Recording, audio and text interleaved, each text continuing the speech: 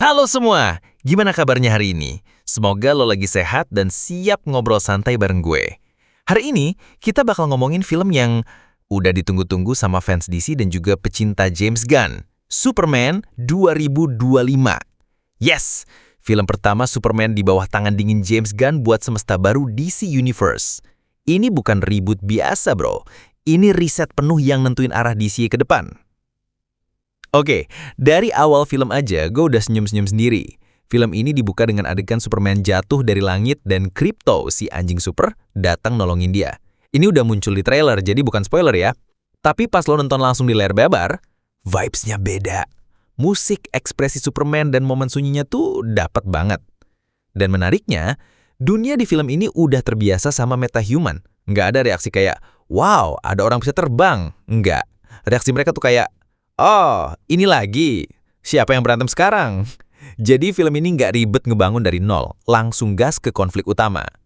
Superman-nya sendiri diperanin sama David Corenswet, menurut gue pas banget. Dia punya postur dan aura superhero klasik tapi dengan acting yang bikin kita ngerasa, ini orang juga punya perasaan loh. Lo bisa ngerasain kalau Superman di sini bener-bener berjuang untuk tetap jadi baik di dunia yang makin sinis. Bahkan ketika orang lain meragukan niat baiknya, dia tetap berdiri di sisi yang benar. Dan itu bikin film ini punya semacam jiwa yang hangat. Nggak sekedar film laga, tapi juga tentang identitas dan kemanusiaan. Dan ya, di tengah semua kekuatannya, Clark tetap anak kampung dari Smallville.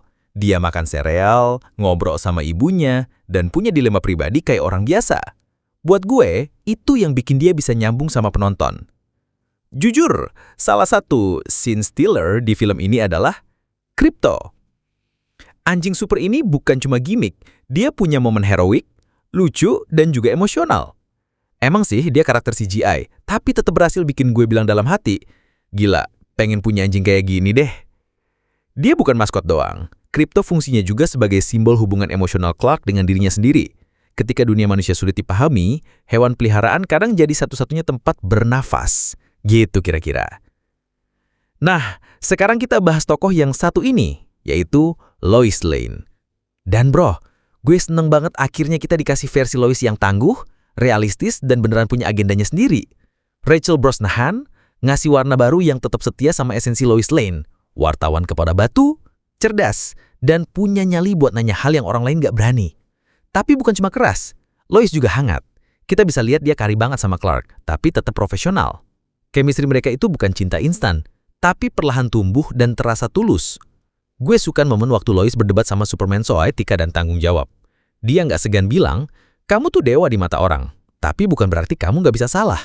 Dan disitulah interaksi mereka jadi menarik, karena mereka bukan pasangan yang hanya peluk-pelukan manis, tapi saling tantang, saling dorong buat jadi lebih baik.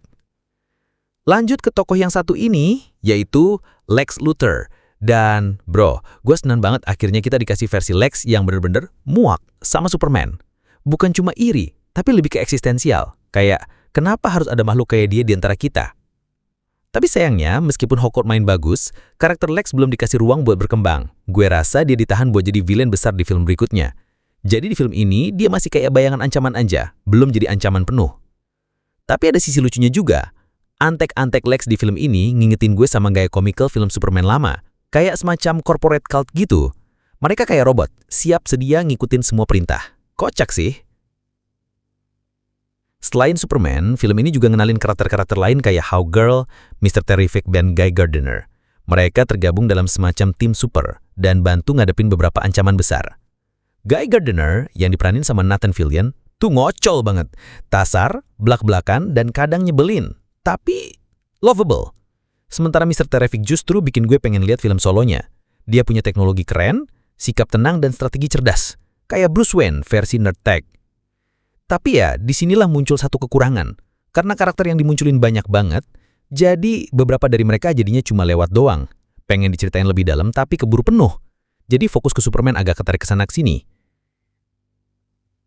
Sekarang kita bahas aspek yang kadang suka dilupain, tapi punya dampak gede banget, yaitu musik dan scoring.